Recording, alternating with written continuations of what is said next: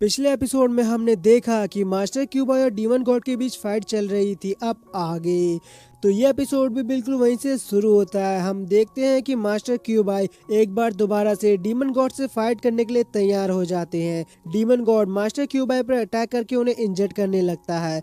Master कहते हैं कि क्या तुमने कभी सोचा है कि जिया क्लैन को हमेशा डीमंस के छिपने की जगह कैसे पता चलती थी, क्योंकि वो मैं ही था जो उन्हें डीमंस के बारे में चुपके से बताता था। और जूइंग डीमन हेडक्वार्टर तक भी मेरी वजह से ही पहुंचा था, क्योंकि जनरल यान को बचाते समय मैंने जूइंग को अपना पीछा करने दिया और ब्राउन कॉफन भी मैंने जानबूझकर जूइंग को ले जाने दिया। डीमन गॉड को ये बातें सुनकर बहुत गुस्सा आता है और वो कहता है कि तुम एक गद्दार हो। इसके बाद वो दोनों एक दूसरे पर अटैक करते हैं, लेकिन डीमन गॉड का अटैक मास्टर के अटैक को तोड़ता हुआ सीधा उसके पैरों में जाकर लगता है और उनके पैर को बुरी तरह से इंजर्ड कर देता है। मास्टर क्यूबॉय एक बार दोबारा से खड़े होकर डीमन गॉड पर अटैक करते हैं, पर उनके अटैक से डीमन गॉड को कुछ भी नहीं होता है। इसके बाद डीमन गॉड मास्टर पर अटैक करता है और मास्टर क्यूबॉय बुरी तरह से घायल हो जाते हैं। डीमन गॉड कहता है कि मैं चाहता हूँ कि तुम मुझसे अपनी जान की भीख मांगो, और फिर मास्टर पर अटैक करता है और वो दीवार से जाकर टकराते हैं। मास्टर खुद को संभाल पाते इससे पहले ही डीमन गॉड उन पर थंडर अटैक कर देता है। मास्टर क्यूबॉय बचने की कोशिश करते हैं, पर वो इस अटैक से बच नहीं पाते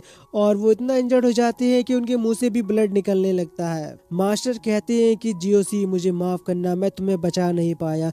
मैं इस दुनिया को छोड़कर जा रहा हूँ। अगर मुझे कोई दूसरा जन्म मिला तो मैं तुमसे दोबारा मिलना चाहूंगा, और अगर मरने के बाद कोई दूसरी दुनिया होती है तो मैं वहाँ तुमसे जरूर मिलना चाहूंगा। इसी के साथ मास्टर क्यूबॉय अपने आप को सैक्रिफाइस करने लगते हैं और यहाँ पर एक जोरदार धमाका होता है। इसके बाद हम देखते हैं कि मास्टर क्यूबॉय धीरे धीरे गायब होने लगते हैं, साथ ही डीमन गॉड का क्लोन भी नष्ट होने लगता है। डीमन गॉड कहता है कि तुमने मेरे क्लोन को नष्ट कर दिया, मैं तुम्हें इतने आसानी से जाने नहीं दूंगा। पर मास्टर क्यूबॉय की बॉडी पूरी तरह से खत्म हो जाती है और मास्टर क्यूबॉय मारे जाते हैं। डीमन गॉड कहता है कि मुझे किसी भी हालत में जिया क्लैन चाहिए और अब सब कुछ विच गॉड के हाथों में है। इसके बाद सीन चेंज होता है और हम दोबारा से जूइंग और डीमन के बीच फाइट देखते हैं। तभी यहाँ पर विच गॉड आ जाता है, जिसे देखकर सभी लोग हैरान हो जाते हैं। विच गॉड कहता है कि तुम चींटियों की इतनी हिम्मत कैसे हुई कि तुम मेरे बैरियर को तोड़ो, और अपने ऑरे से ही सभी एल्डर को नीचे पटक देता है और वो इंजर्ड हो जाते हैं। साथ ही विच गॉड टूटे हुए बैरियर को भी ठीक कर देता है और इसे पहले से भी ज्यादा मजबूत बना देता है। एल्डर साहब कहते हैं कि विच गॉड खुद इस लड़ाई में घुस आया है, पर वो ह्यूमन वर्ल्ड में ज्यादा देर तक नहीं रह सकता, और होता भी ऐसा ही है कि विच गॉड यहाँ से तुरंत ही चला जाता है। एल्डर सीकॉन्ग कहते हैं कि मेरे पास अब इतनी ताकत नहीं है कि मैं वॉइड फॉर्मेशन को दोबारा बनाने में मदद कर सकूं, और बाकी के एल्डर भी विच गॉड के बस एक ही अटैक से बुरी तरह इंजर्ड हो चुके थे। जूइंग को सभी की चिंता होने लगती है। यूजिन जूइंग के पास जाकर एक मैसेज के थ्रू बताती है कि सभी एल्डर ठीक है। इसके बाद जूइंग और एल्डर लैन के बीच दोबारा फाइट शुरू हो जाती है। जूइंग कहता है कि मैं इसे हरा नहीं सकता, इसलिए मुझे इससे बचने के लिए कोई दूसरा रास्ता ढूंढना होगा और एल्डर को ज्यादा से ज्यादा समय देना होगा। और फिर जूइंग वॉइड रिल्म के अंदर चला जाता है। एल्डर लैन भी वॉइड रिल्म के अंदर जाने की कोशिश करता है, पर वो ऐसा नहीं कर पाता, लेकिन उसकी स्वॉर्ड वॉइड रिल्म के अंदर चली जाती है। वॉइड रिल्म के अंदर जाने की वजह से एल्डर लैन के लिए विश स्वॉर्ड को इस्तेमाल करना थोड़ा सा मुश्किल हो जाता है। वो कहता है कि मैं स्वॉर्ड की बस 60% पावर ही इस्तेमाल कर सकता हूँ। पर मुझे एक बात समझ नहीं आ रही कि ये डोंगबो जूइंग इतना यंग होने के बावजूद विच गॉड की स्वॉर्ड का सामना इतनी देर तक कैसे कर रहा है।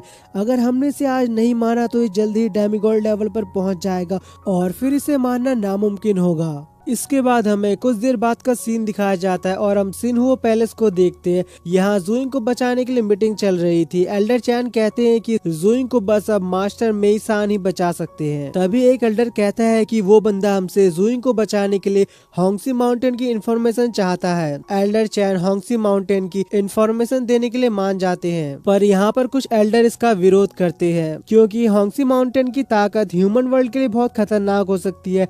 अगर ये ताकतें किसी भारी इंसान को मिल गई तो जिया क्लैन पर खतरा भी आ सकता है। एल्डर चैन कहते हैं कि ये मत भूलो कि जूइंग ने हमारे लिए क्या क्या किया है। वो जूइंग ही था जिसने अपनी जान जोखिम में डालकर डीमंस का पता लगाया और जिया क्लैन को बचाया था। इसके बाद एक एल्डर कहती है कि मास्टर मेईसान जिया क्लैन के नहीं है, वो बाहरी दुनिया से आए हुए हैं और वो कब जिया क्लैन में आते हैं और चले जाते हैं इसका किसी को नहीं पता। लेकिन तभी यहाँ पर एक पोर्टल खुलता है और उस पोर्टल में से आवाज आती है कि मैं मास्टर मेईसान हूँ। मानो जैसे मास्टर मेसान को सब कुछ पहले से ही पता हो कि यहाँ पर क्या चल रहा हो और वो इसी पल का इंतजार कर रहे हो। इसके बाद सीन चेंज होता है। यहाँ किसी को समझ नहीं आ रहा था कि आखिर वो जुइंग को कैसे बचाएं। इतने में एल्डर साहब कहते हैं कि मैं होंगसी माउंटेन में जाऊंगा, शायद मुझे वहाँ जुइंग को बचाने का कोई रास्ता मिल जाए। इस पर एल्डर कहती है कि वो जगह बहुत खतरनाक है। एल्डर साहब कहती है कि मैं वैसे भी बूढ़ा हो चुका हूँ और मेरी जिंदगी के भी बस कुछ ही साल बचे हुए हैं, मैं इस छोटे से बच्चे को मरता हुआ नहीं देख सकता।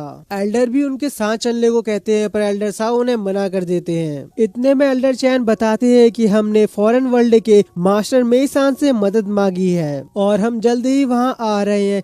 ये सुनकर सभी खुश हो जाते हैं कि जुइंग की जान अब बचाई जा सकती है। दूसरी तरफ हम देखते हैं कि दाओकी और वूली को स्पाइडर लेडी ने पकड़ लिया था और जुइंग अभी भी विच गॉड की शॉट से अपने आप को बचाने की कोशिश कर रहा था। वो शॉट लगातार जुइंग पर हमला कर रही थी। जुइंग बड़ी मुश्किल से शॉट से बच रहा था। एल्डर लैन कहती है कि तुम हार मान लो और खुद को हमें सौंप दो। जुइंग कहता है कि मैं इस तरह से यहाँ नहीं मर सकता और स्टार्ट रूमिनिंग बैरियर को बनाकर शॉट को रोकने की कोशिश करने लगता है, पर विच गॉड की शॉट जुइंग पर भारी पड़ रही थी। यूजिन कम्युनिकेशन ब्रेसलेट के थ्रू बताती है कि हमें बैरियर को तोड़ने का रास्ता मिल चुका है, लेकिन तब तक तुम्हें अपना ख्याल रखना होगा। जुइंग का बैरियर भी ज्यादा देर तक शॉट को रोक नहीं पाता है और फिर से जुइंग यहाँ वहाँ भागने लगता है। साथ ही वो डीमन एबिस फ्लेम को नीचे गिरा देता है और वो डीमन फ्लेम धीरे धीरे फैलने लगती है। जुइंग को यह फ्लेम डीमन गॉड हेडक्वार्टर के ट्रीजर में मिली थी। किंग यान कहता है कि अगर ये डीमन फ्लेम ज्यादा फैल गई तो ये बैरियर को नुकसान पहुंचा सकती है, इसलिए किंग यान अपनी ताकत से डीमन फ्लेम को खत्म कर देता है।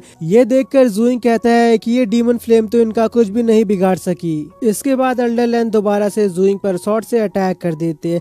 यहाँ एल्डर साहब को गुस्सा आ रहा था क्योंकि एल्डर चैन और मास्टर मेसान आने में देर कर रहे थे, लेकिन तभी वो लोग यहाँ पर पहुंच जाते हैं। मास्टर मेसान कहते हैं कि होंगसी माउंटेन की जानकारी जिया क्लैन का एक रहस्य है जो तुम लोग हजारों सालों से किसी को नहीं बताते, पर आज तुम एक ट्रांसेंडेंट वॉरियर के लिए होंगसी माउंटेन की जानकारी जिया क्लैन के बाहर के आदमी को बता रहे हो। एल्डर चैन कहते हैं कि जुइंग ने जिया क्लैन के लिए बहुत कुछ किया है, जुइंग हमारा आने वाला फ्यूचर है और मैं उसे बचाने के लिए कुछ भी कर सकता हूँ। मास्टर मेसान बताते हैं कि ये गॉड द्वारा बनाई गई एक फॉर्मेशन है, इसे तोड़ना आसान नहीं होगा। पैंगसान की शॉट बोलता है कि तुम फालतू की बातें करने के बजाय ये बताओ क्या तुम इसे तोड़ सकते हो। एल्डर चैन गुस्से में उसे चुप रहने को बोलते हैं। मास्टर मेसान कहते हैं कि मैं इसे तोड़ सकता हूँ, पर पहले तुम्हें होंगसी माउंटेन की जानकारी मुझे देनी होगी। तो एल्डर चैन जल्दी से होंगसी माउंटेन में पहुँचने का नक्शा मास्टर मेसान को दे देते हैं। मास्टर मेसान कहते हैं कि मुझे इस बैरियर को तोड़ने के लिए तुम्हारी ताकत की भी जरूरत पड़ेगी। इसके बाद वो लोग इस बैरियर को तोड़ने के लिए जाने लगते हैं। जैंग यूजिन से कहता है कि ब्रदर जुइंग को कुछ नहीं होगा,